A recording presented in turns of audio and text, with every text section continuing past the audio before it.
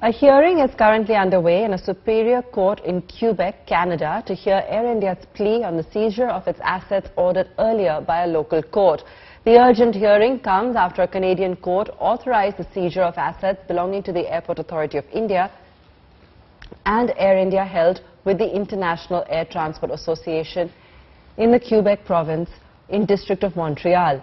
The seizure was ordered on application from Devas Multimedia, which has filed multiple petitions to enforce arbitration awards against the Indian government. So what is this case that has the central government rattled? Will it impact the disinvestment process of Air India as is being speculated? Watch this report for some answers.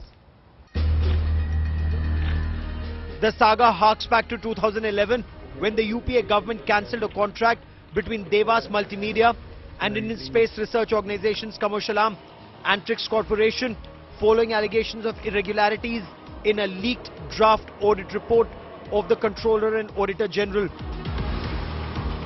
The deal signed in 2005 involved Antrix building and launching 2 satellites and leasing spectrum to Devas for providing satellite-based internet services. Stung by the cancellation, Devas shareholders embarked on legal action, which culminated in 2 international arbitration rulings against the Government of India. In September 2015, the International Chamber of Commerce Arbitration Court ordered Antrix to pay $672 million to Devas.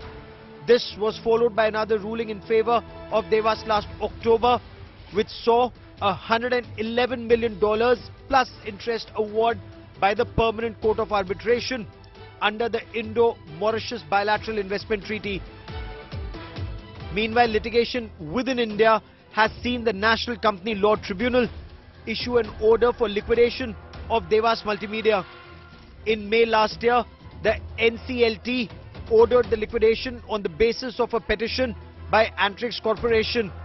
The Bengaluru bench of the NCLT was of the view that Devas Multimedia was incorporated with a fraudulent motive to collude and connive with then officials of Antrix to get bandwidth from it.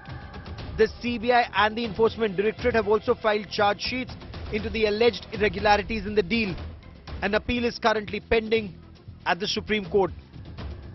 Matters have come to a head with a Canadian court in Montreal passing separate orders on the 24th of November and 21st of December on plea by the shareholders to enforce the arbitration awards against the Indian government, with Devas saying that it has seized more than 30 million worth of Airport Authority of India and Air India's funds held by the International Air Transport Association following the court order.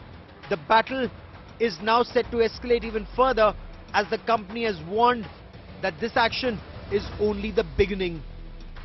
The development does not impact the Tata Group, which will take over Air India later this month, as it has been granted indemnity from past legal claims as part of the agreement with the government.